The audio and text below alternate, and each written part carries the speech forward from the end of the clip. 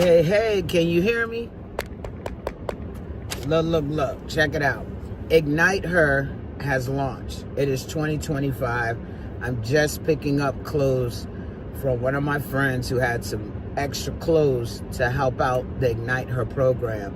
If you have any gently worn business attire, clothes for women who are out here doing the work but maybe do not have the clothing that they need to get the job done, we need your old clothes. Hit me up in my inbox or through House of Peach. The program is called Ignite Her, where we provide clothing to women who may be transitioning from one job to the next and maybe don't have the means to buy clothes. It could be going from working at McDonald's to now working in an office. So we're looking for gently worn business clothes. Make sure y'all hit us up, all right? Please hit us up. We need those clothes. And check right below there. If you're not in the state of Delaware, you can mail them to us. Or if you're in Delaware, we'll pick them up. Y'all have a great evening.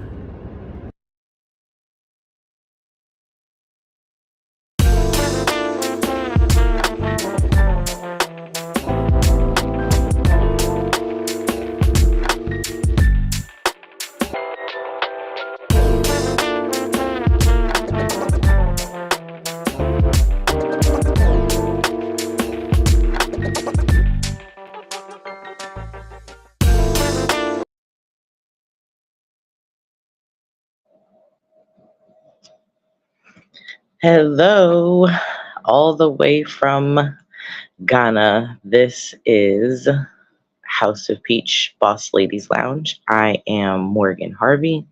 I am one of the co-hosts here, and I'm actually flying solo myself this week as we are here. My lovely co-host, April Green Anderson, is on her way back. We are some traveling boss ladies here. And so I am taking the day today to play, like I said, play the solo role. So today our topic is going to be turning your passion into profit. So just for a couple of you guys who are tuning in, yes, I am in Ghana. I am here on a 6-week trip, doing some business recon. I have the wonderful opportunity of spending some time with my biological aunt. For those of you who did not tune into last season, I am a Black adoptee. And I have had the privilege and the honor of being able to connect and find some biological family, one of which happens to actually live in Ghana. So I came here, like I said, to be able to spend some time with her, to be able to take in what the country has to offer, and then see how myself and some others that I collaborate with, as they say here, stateside, to be able to give back and build actually here. So I'm super excited about the opportunities that are going on. If you guys don't already, one, follow House of Peach on Facebook, but you can also like and subscribe to us on YouTube, which is YouTube / the &sign or the @ H.O.P, H.O.P, Empowering Women. So make sure that you like and subscribe that. But if you wanted to follow my journey, some of the things that I'm doing here, I brought my boys and even my dog here to Ghana. So if you would like to follow me, Morgan the Doulef, DOULEF, which is for doula and chef together, you can find some of my reels and experiences so far. So I apologize for us being a tad bit late. For the first time, I had to run a gecko out of the room. So that was most definitely an interesting experience just now, and of course, making my oldest responsible for that. So, because I wasn't catching him, nor was I trying to kill him. So that being said, let's get started. So when we talk about passion, um, I think we need to also have like a clarity when it comes to purpose. So the question that you should be asking yourself when you're like, can I turn what I like to do, or, this idea that I have, into a moneymaker? Can I? So the first question you're going to ask, you would ask yourself is, what do you do, or what would you do for free? And what activities energize you rather than drain you? Okay. It's all about energizing you. Draining you, you're going to tap out, burn out very, very quickly. So you want to make sure that this is not something that is a hobby, right? So how exactly do we figure out if something is a passion or a hobby? Not every passion is profit ready. So you need to evaluate the depth of your passion. Like, are you committed to mastering it, or is this something that you just enjoy doing casually? Things that you're committed to mastering, those are the things that you go after.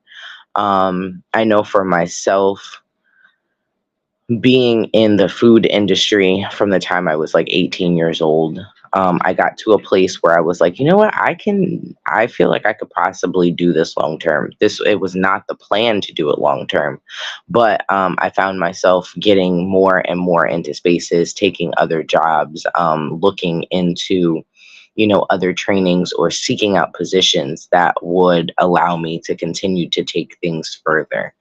Um, and that's really how I got into, being, excuse me, a private chef and caterer to begin with. And then, it was in the midst of, me having babies, feeling like there's a certain type of experience that I wish that I had, or was at least privy to at the time that I had either one of my children. Um, that was like my drive behind being a doula, and feeling like, if nothing else, if I couldn't have the type of experience and have the knowledge that, that I have now, I feel like others deserve to have that. And so the more I got into it, the more, as I like to say, I got sucked in, I got pulled in. When something really is a calling or a purpose, it's like you can't get enough of it. And anything that comes across your desk that is related to that, that's where you tend to stay. So that's how you can be able to define the difference between your passion and your hobby. And then you want to identify core skills and strengths. So understanding that what your skills for your passion requires, and which ones you have already, and what needs to actually be developed. I know that in previous shows, especially recently, we've been talking about, when it comes to development, getting mentorship, collaborating with people who have already done or are doing what you want to do, and being up underneath them so that you can be able to grasp things that you need to grasp, learn from sometimes even their mistakes, so they're ones that you don't have to repeat, especially if you're dealing with someone who isn't a gatekeeper. I think that's some of the most invaluable information that you could potentially get by, having a mentor. And like I said, it just saves you a lot of time, heartache, headache, all that kind of good stuff. So yeah, that's your number one thing that you want to do: understanding your passion deeply, and how to decipher whether or not it's a passion or just a hobby. Okay, secondly, then you want to start looking into the actual market. So is there a market for your passion? Are people already paying for similar products or services? There's no point in trying to put your money, your time into something that no one's going to buy. You know what I mean? As I've said from the beginning of the show, people buy into you, your service, or your product sells itself. So you want to make sure that this is something that people need. This is something that people are going to look for. It might not be something that people need all the time. Like, for instance, my doula services. If you're not pregnant, then you don't really need my services, but at some point in time you may. And if you're somebody who is done with childbearing, that also doesn't mean that you can't benefit from the services, because my services end up just ballooning and expanding a little bit more. So although you might have something that's direct, there might be other umbrellas and things that go underneath what you're doing that will also bring in that income when other people aren't needing specifically what it is that 100% what it is that you are offering. So if somebody doesn't want doula services, but because they're like, I'm done having kids, but they are interested in homeschooling, they are interested in working on their core, because now they're postpartum, and they feel like they need to strengthen their core, this, that, and the third. Like, those are things that you can be able to pull from or add to your services in order to be able to, like I said, grasp people at more time. Who is your target audience? I think this is a big question. Like, who benefits from your passion, and what problems are you solving with your actual product or services? I think that knowing what who your target audience is allows you to stay focused on being able to have that plan, that pretty much what it is that you need in order to sell what you're trying to sell to somebody. So sometimes they can be a broad range. Like, there are your target audiences, women ages 18 to 40, or it might just be men, 15 to 25. You know what I mean? What is it in the age group or in the stage of life that would make your product or services wanted by these people? So that's how you pretty much try to determine who your target audience is, who's going to use this idea that you have or these services that you have. And what problems do you solve with them? What's going to make what these products and services that you have stand out from everyone else? Because, like, for instance, when we look at stuff like fast food, right? You have McDonald's, you've got Burger King, you've got Wendy's, you've got Steak and Shake, you've got Shake Shack. I feel like I'm missing some, right? But I just named a whole bunch of places that sell burgers, right? You can't be overly saturated. Each one of those places brings something unique to the burger situation. What problem exactly are they solving in certain situations? So someone would go to Steak and Shake over McDonald's because they want a better quality burger, potentially.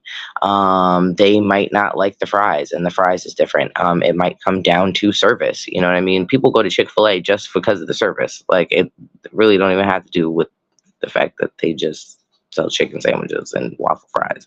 You know what I mean? So, which then goes into the third part of this market validation, when you're taking a look at, like I said, where exactly is there a market? Is there a space for what it is that you want to do? Now that you've identified what the passion is, now it's okay, is there an actual need? So like I said, first you're going to do your research demand. Then secondly, you're going to try to figure out exactly who your target audience is. And then we're going to do competitive analysis. So who else is doing what I do? And what's missing from their offerings that you could be able to provide. So a lot of research actually goes into this from the beginning. And you want to do this on a very local level, as well as on a national or even international level. I know that that's something that I am currently doing here, trying to see exactly how doula services would fit in to the local community. How would they be received? Is there anybody else that's here that's doing it? If they are doing it, how are they doing it? What potentially could be missing? What kind of information is missing? Or not even missing, but what would make what they're doing more comprehensive? And then that's how I know what I should be trying to then hone in on here. You know what I mean? If there is enough, let's just say, education going on. Well, actually, I guess I can actually give you guys a more solid example. So here in Ghana, the men aren't typically very involved in the actual labor and delivery process. Some men are actually sent home or asked to go home versus being in the room. And that's not to say that their partners, like the birthing person, doesn't want them in there, but just culturally, it's like no, nor are they, I guess, really set up for what they would be doing in the room. So for me, hearing that women would like their partners in, they would like them to be more involved, they would like them to have a little bit more information and understanding on the process and what's going on. That allows me to know, when setting up shop here, what should be okay. I know my connectivity is going in and out, sorry. But what should be my focus? My focus here may be completely different than my focus at home, and what the need is, say, specifically in Delaware or the Jersey, New York, PA, DC region, because I gotta handle the local part. But yeah, so doing your competitive analysis and seeing exactly how do you fit into it and where can you put yourself in that now puts you in the running, where now like people are like, okay, yeah, I want to go to this business versus going to this person. What makes somebody go to Shake Shack versus McDonald's? That kind of question, right? So then after that, we go down to monetization, right? So products and actual services. With your idea, can you create something that's tangible or offer your expertise? Because sometimes you can't make something tangible, or what your idea isn't something that you can actually touch. Prime example, April's consultant, sorry, her consultant business. I was going to say consultation business, her consultant business.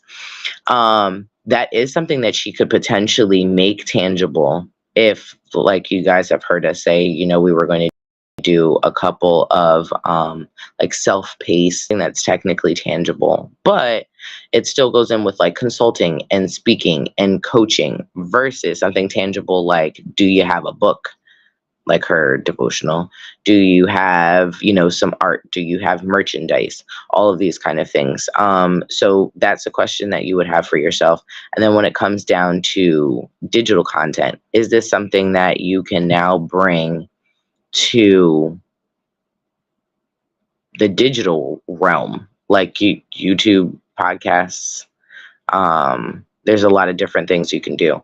What about subscriptions and memberships? Are you going to offer exclusive content or access to a community for a monthly fee? Like, what's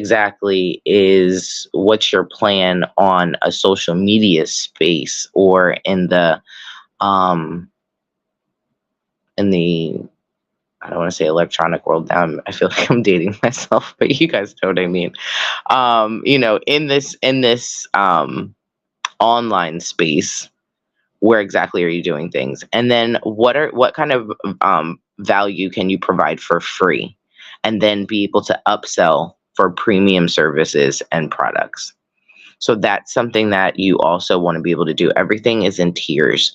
I took an amazing training one time that was really talking about funneling your business, and how you start off with things, like they said, potentially for free. Hey, girl, you said you taking notes. I'm glad. I'm glad that this is helping for you, because um, I know that this is something that I tend to go back and ask myself on a regular basis too. So whether you're established or just starting, these are things that you want to put in there. So yeah, so the training was talking about really funneling people in. Like, think about a tornado, right? And a tornado is like really big and wide at the top, and then it comes down to the bottom where it's a lot smaller, right? So what's at the top can potentially be something that's free or extremely cheap.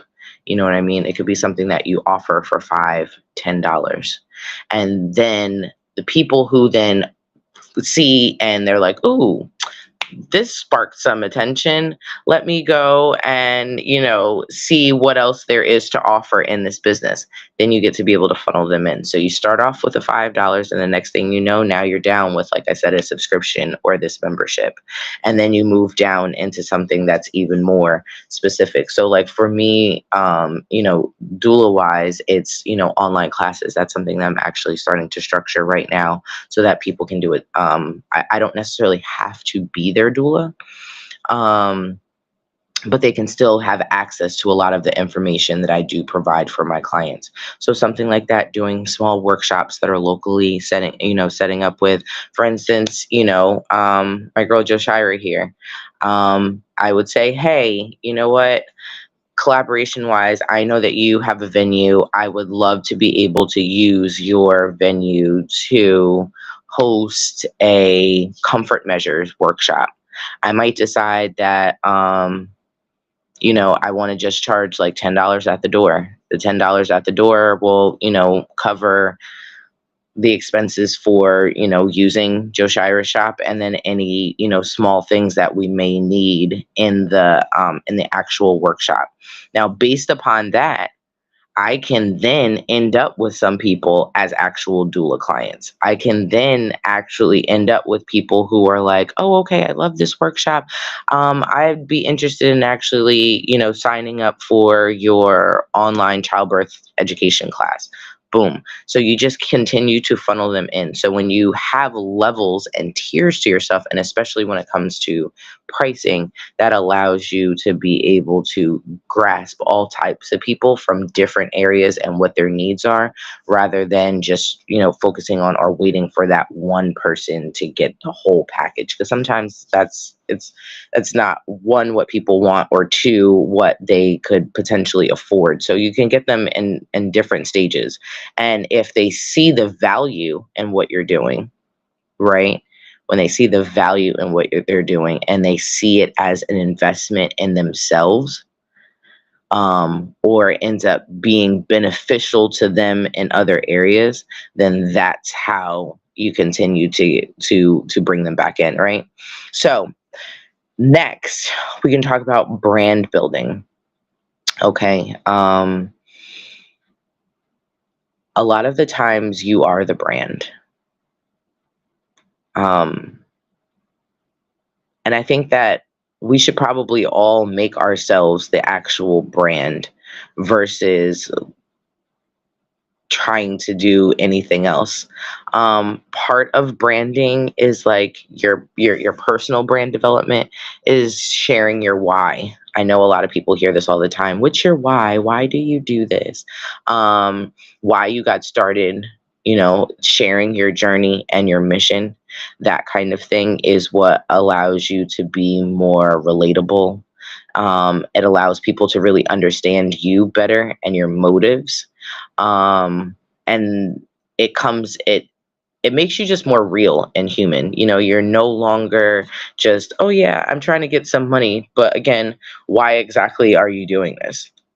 And when you have a solid why and your story is solid, that's typically what ends up allowing people to do that connection and then stay with you. Authenticity and trust, right? So we build trust consistently by showing up as yourself and delivering value.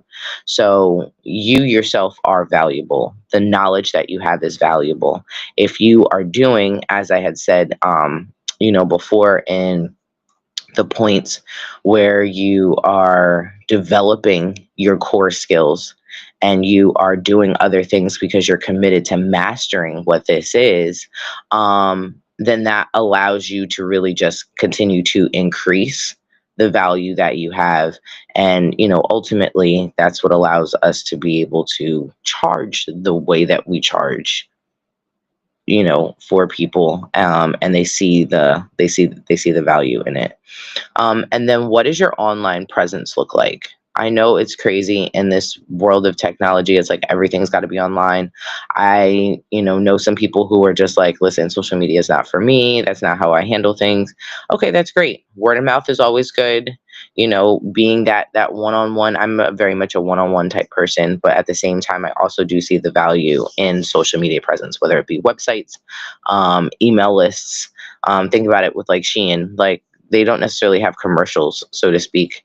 But when you go to the website first, one time they ask you a couple of different things. There might even be an incentive to get someone on the email list.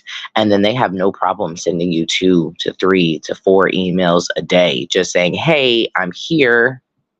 And when you continuously are showing someone that your presence, you're showing someone what it is that you're doing, you're keeping yourself in front of people, then when the need actually comes up, then it's like, oh, I know exactly who I can go to for this, or I know who's doing this. And because they already identify with your authenticity, they trust who you are. And then because you've shown them exactly what your motives are, why you're doing these things, it just allows you to build your brand a lot faster, as well as deeper. And I think at this point in time, we don't have time for like very surface level businesses and surface level connections. Those are the things that tend to go by the wayside. They aren't ones that go for the longevity. Being a business owner, April and I have said multiple times, it's not for the faint of heart. If you can get yourself to year 7, you're actually doing something, because most people don't make it out of the first 3 to 5 years.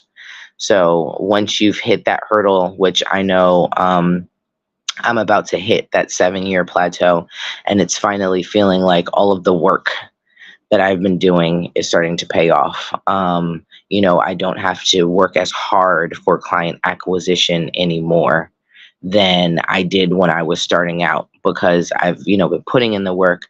I've been doing more trainings. I've been adding more value to my services, and then people are responding to the level of service that they're getting from me. And so then that's when they turn around and then they do some of the work for me by getting me other clients. That's through referrals and everything else. And for me, I found out that having a referral program actually ends up being more beneficial for me as well. So if you're going to if you're someone who likes to give discounts, if you're someone who's like, I like to charge, but I also don't want to be the person who's like, constantly hitting those things. I referral programs are I know, like, if any of my doula sisters refer their clients to me for placenta services, for instance, they automatically get a 10% discount. It works for me because I didn't have to actually do the work for the client acquisition. It works for them because now that's some money that's off of their bill at the end of the day. So it ends up being a win-win situation. And as long as I uphold my end of the bargain by providing a good service, then they keep coming back. Then those people turn around and refer some more people. And then boom, like, you're sitting here with, again, another problem where it's like, oh my gosh, now I have so much business, I don't know what I'm supposed to do with that either. You know what I mean? So Next, our point five. I think I want to say there's like 7 points that I had all together. So mindset and motivation. So you have to shift from a passion project to a business. And I think that this is where a lot of people um, get tripped up or discouraged, especially when other people have opinions about what they're doing. They're like, oh, it seems like you're doing a lot of, a lot of different things, or do you know exactly what it is that you're doing? Or it seems like you're floundering around, all of that kind of stuff. And so you have to treat your passion and what you're trying to turn into an actual profit, just like it was a job. And you have to give it the same respect as you would for a 9 to 5 that you would have. Hey, hello, Avani, how are you? So structure is key. Timelines are key. Goals are key. And you have to set those the same as you would that if, you were at a job and someone gave you, a responsibility that you would go through and try to put everything into place, trying to, organize so that you can be able to execute things as much as possible. That's where you want to go with this. So if you can't sit down and put the organization behind it, things are going to start to fail. Things are going to start to pile up. And unfortunately, until you really get things running where you can afford to hire someone to do this, it falls on you. So, like I said, being able to give what you're doing as your passion, the same respect you would as if you were to be working for someone else, is key. I'm well. I can't complain. I cannot complain. So then we've got the lovely imposter syndrome. We all at some point in time get to the point where we wonder, am I good enough? Am I qualified enough? What puts me in a place that, I would do this? So, I believe that you have to believe that you deserve to be paid for your skills and that people will value your unique perspective or what you're bringing to the table. If you don't believe that for yourself, then people, just the same as we say, you can't love somebody if you don't love yourself first. It's one of those things. If you don't believe in yourself first and believe that what you've got and the value that you're providing is unique and valuable, then no one else is going to see that worth either. Then you've got long-term commitment. Profit doesn't usually come instantly. So are you ready to play the long game? And I know, I want to say maybe when we first started back with this season, but definitely last season, I always use one of my best friends as an example when I first was starting more, like getting more and more serious about my catering business. And at the same time, when I got serious about the catering is when the doula services started. And one day we were talking and he was just like, hey, I got a question for you. He's like, what's your plan B? And I was like, I don't have one. And he goes, okay, so now you know that like you're in it to win it.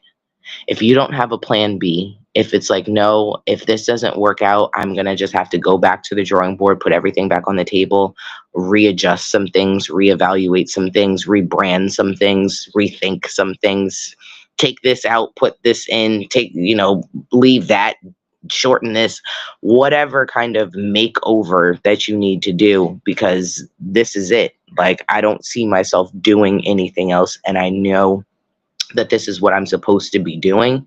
That's what you want to say. Do you really have the wherewithal to take this for the long haul? Would you be still sitting here 7 years later if it still took you some time?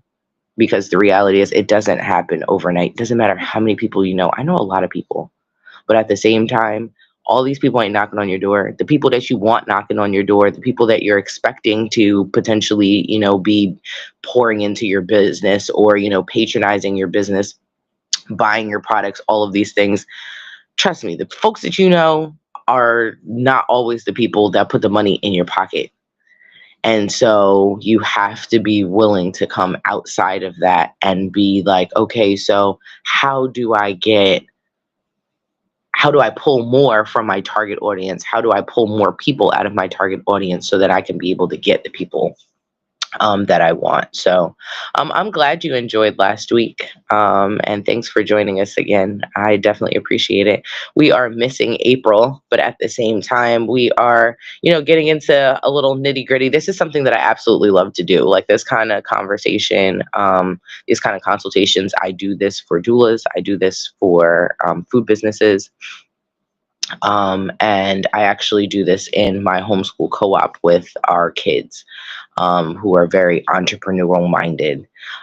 It's important to be able to have someone to, chop down some of these steps when it comes to, being a business owner, or I want to start a business, to know, how do I just turn something that's an idea in my head into something that I know could, sustain me financially. And especially in this economy, especially with the way that people are losing jobs right now, there's a lot of, stuff that's going on. If you are the person that has the entrepreneurial spirit and has the drive to be able to do it, if you're someone that is very business oriented, or like me, for instance, who just always everything, I could see a business in everything. Like, being here in Ghana right now is probably the craziest experience for me, because everywhere I look, I see business ideas. Everywhere I look, I'm like, oh my gosh, I know somebody who would totally kill it here. I know somebody I have somebody at home who does this, and the people here would benefit from this, as well as them be able to really make a difference in the community, but also make a financial difference in their life, which they can't potentially do at home. The potential for growth that I see here is crazy. What may take me like 3 to 5 years at home can take me about a year to 2 years here. And so for me, I'm like, yeah, the long-term commitment is there, but sometimes it's about your environment. You got to look at your environment. You got to look at where you are. I know there have been plenty of times where I've wondered if my price point matches where I'm living, because a lot of people will also make you feel like the value and the pricing that you're putting down here doesn't match what's going on. You know what I mean? You can't have New York City prices and you're living in Little Rock, Arkansas. You know what I mean? The cost of living is different. The value system of people are different, all of those kind of things. So you've got to know your audience. You've got to know where you are. And if you are someone who's like, no, I'm high end, I know that, the value that I have and what I plan on pricing my services or my products for is, for the lifestyles of the rich and famous, then you're not going to be sitting in West Virginia somewhere, right? You might position yourself in New York. You might position yourself in Miami. You might position yourself in LA, versus being in some small town somewhere and expecting that same one value and two price point, right? So yeah, that's again my mindset and motivation. You want to go from this being just a project and your passion to now actually being a business and shifting it over in doing that mindset. Even when it comes down to like inventory, I'm sure my family can't stand it, but like there's certain things that when I'm out and I'm shopping, I might even be out doing household shopping, but I see something that is of value and worth for my catering business, or even the doula business, for instance.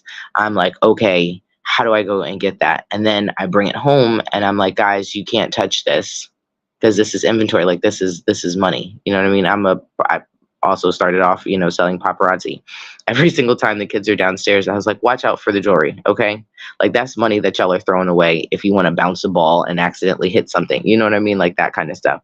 So start looking at what you're doing and finding out how it fits in everything that you do. make that like your focal point. And then, like I said, overcoming imposter syndrome. And that just has to really do with, like we were talking about, your value. And do you value yourself? If you don't value yourself, other people are not going to. So then number 6, right? Building systems and scaling. So you start small, test your idea with a minimal viable product or service. So start small and then work your way big. Just the same as I said with that funnel. Start off with the small so that you get them in, and then you can get bigger and bigger as you funnel down to the core of your product or service. Feedback. You want to collect input from your audience and ask them for different offerings and understanding of what you're doing, right? Then you want to outsource, delegate non-core tasks and tools to streamline your operations. So you can't do everything. And there's certain things that are not core related that you may need to get somebody else to do. I right now I'm having my website built. That is not my jam or my thing. I have a wonderful, wonderful, happens to actually be client who is building that for me. So although it is technically a core task, I'm working with her so that she understands exactly, what needs to go in here, and then have her just do what she does to make it all look good, make it all flow together, make it on a technical level work efficiently, so that when I have clients go to the website, they can be able to do that. You want to diversify your income streams. So just like I was saying, I might provide doula services. There are other things underneath my business that if you are not someone who is having children, and so you actually need those services, that doesn't mean that I can't draw in other people, right? So don't rely on just one way to make money from your passion. There are multiple ways for you to be able to twist it. You'd be surprised how much your passion can be able to file into other things. And I would like to say, in this part of diversifying your income stream, that collaboration is big. Like I was just saying with, Joshira that's here. She has a couple of different coals in the fire. And so for me, I'm like, you know what? If I link up with her, we're both helping each other with clients that we would potentially not necessarily have if we didn't do a collaboration, right? And then on top of that, we are opening ourselves up to other ways of making money rather than just one standard way. So 7, legal and financial foundation. So choose your right entity, whether you want to do an LLC, sole proprietorship, S Corp, however you want to be able to do that. A lot of that stuff ends up being free, at least getting your EIN, your LLC, depending on the state that you're in. And a lot of them, you don't have to live in the state that you open up your business in. So do some research on what's the best states to be able to open up your business and start structuring your business. Delaware is actually one of the best states to do that. Pricing strategies, price based on your value, not just your time and your cost. I think that's where a lot of us in the beginning falter. We put stuff based on, we're like, oh, I'm just trying to get paid for my time. Or like I said, you want to just make sure that you get your money back for what you put out. Like there's so much more than that.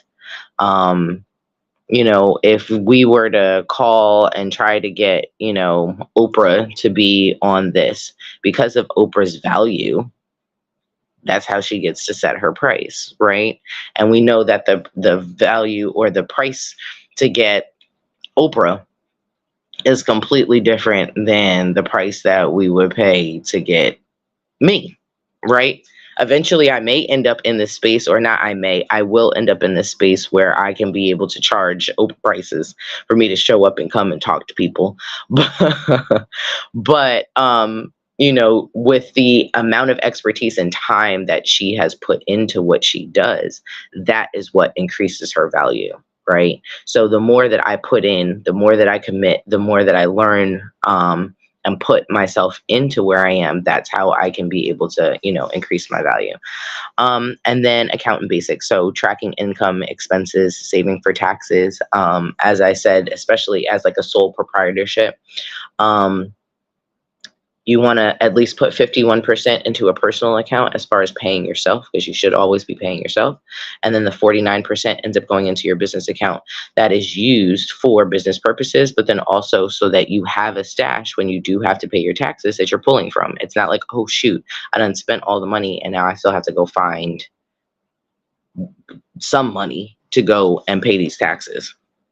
Okay, I lied. There's 8 points. So again, like I say, you want to be able to plan wisely, and you need to have a business account. You cannot run a successful business, and nor can you run a business period with just out of your personal account. So you need to have 2 accounts. So then lastly, staying aligned with your passion. You have to avoid burnout. Don't lose the joy or have people make you hate the very thing that you love. So don't lose the joy of your passion in pursuit of profit. And I've seen that a lot, where the money is the thing that drives you first and foremost, or because you're so fixated on trying to make sure that the income that is coming from it is what the main focal point is. I promise you it comes. Create boundaries and routines that sustain you. I know that this is something that's hard for me because sometimes I feel like I work 7 days out of the week. I work when I probably could be doing other things, but for me right now, I know that I have a goal. And my short-term goal is something that's requiring me to literally put all of my time into. But at the same time, I have to take some time for myself. I have to take some time for my family. I have to take some time for, my kids. And knowing when that is, knowing what that balance is. I know it's super, super hard, especially for women.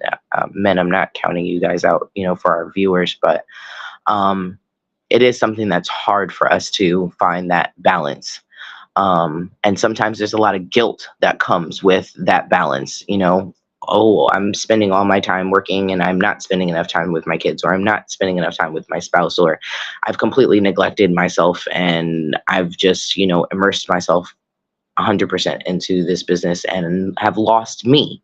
That's a real thing. So again, we want to avoid burnout. Continuous learning. Stay curious and committed to the growth in your field. That's the only thing that's going to allow you to continue to add value, or add to your value. And then purpose-driven business, revisiting your why often to ensure that you're building something that reflects your values. Because a lot of the times too, you can be surrounded by people who then come up with all these other ideas. Oh, I think you would be great to do this. Oh, I think you'd be great to do this. And then you have to go back and you go, wait a minute, is this even what I wanted to do? Is this the original reason why I started doing this in the first place? And if it's not, you know what I mean? Do the rewind and start back again and be like, okay, let me get back to what my mission statement is, my original reason for why I'm here, my original purpose. What was the thing that was going to have me stand out from everyone else, at that time? All right. So I will kind of go over them real quick again. So you want to make sure that you understand your passion deeply and clarifying the difference between your passion and your hobby. You want to take a look at your marketing, and, research the demand, look for your target audience and who exactly is your competition and what's missing in their offerings that you could potentially provide. Right now, we're talking about monetization models, products versus services, digital content, subscriptions, and memberships, or like the free model where you start out with things that are free or very, very small, and then you upsell premium service and or products from there, right? Then we've got brand building, knowing how to personally brand yourself, your why. building that authenticity and trust amongst your people, and that's what helps deliver your value. And then having that online presence, whatever that means, social media, emails, websites, all that kind of stuff, making sure that people know, hey, I'm here and this is what I have to offer. Then making sure that your mindset and your motivation is right, that this is not no longer just, oh, a little construction project, a pet thing, oh, my little thing I do on the side. No, this is an actual business. Overcoming that imposter syndrome, knowing your value and your worth first and foremost, so then that shines through when you show up as far as your products and services are concerned, and then having that long-term commitment. Number 6 being building your systems and scaling. So starting off small, getting some feedback, outsourcing certain things to other people that are not necessarily core tasks, and then diversifying your income streams so that it's not, your income isn't just based upon one thing, but multiple things. Sometimes they can be related, sometimes they're not. I mean, at this point in time, with the economy that we have, we're saying what, you need to have at least 7 streams of income in order to really make it and eat and be a little comfortable as far as life is concerned, right? So then legal and financial foundations, making sure that you have that business account, making sure that you choose the right entity as far as your LLC and all of that kind of stuff. Your EIN ends up being free. Doing the research on the state and stuff that you want to be able to structure your business out of and where you want that housed. And then looking at your pricing strategy. Like I said, it's not just about your time and the cost of doing things, but also being based upon your value. And then staying aligned with your passion. Again, avoiding burnout, continuously learning, and then revisiting your why to make sure that you can ensure that you're building something that reflects the values that you put together. So that's what I have put together for today. I hope that this helped some people. I know that this is, like I said, something that I go back and I'm constantly doing. These are the questions that I ask because I am a business-oriented person. Like I said, everything that comes across my face, my window of view, it's, could this potentially be a business? Can this potentially be another stream of income? Is this something that could be able to, that I can put in? Is this a collaboration? Like for me, a lot of it ends up being collaboration. I've gotten to a place where I don't want to do it all anymore. I don't want to be the person who does 9 million things. No, but I will align myself with real business owners and real people who are about business, very business minded, and say, hey, let's do a collaboration. Because I know, one, my value, and I also know the brand and the reputation that I've been building over the last 6-7 years. And the same thing goes for these other people. And so when we work in tandem, everybody ends up winning in the end. So again, I hope that this helped everybody. I miss you, April. I hope you have a very, very safe trip home. I apologize. I'm gonna check my Facebook and make sure I'm not missing anybody, because sometimes I tend to do that. But like I said, making sure I didn't miss anybody and any questions or comments or anything. But I appreciate those who have chimed in, those who came and said hello. Avani, thanks again for coming. I'm glad that, like I said, you enjoyed our podcast last week. Hopefully we should be able to get in with our lovely new host, Kivis. And yes, I hope you guys have a great, great night. We are close to the end. Don't forget to like, share, and subscribe. House of Peach, the Boss Ladies Lounge. That is on YouTube. It's on April's page. It's on my page. It's on House of Peach, all on Facebook. We'll probably end up being on a couple of other platforms as well. But and of course on YouTube. sorry, connectivity issue again. YouTube, which is what? YouTube.com/the @HOP for House of Peach. Empowering women, all with no spaces in between. All right. So with all of that, I bid you guys a great night. It is after. So I'm going to. Oh, I'm reconnecting again. Going to get myself, I guess, maybe prepared for bed. I've done some. I went to the market today. That's always an experience. I actually made some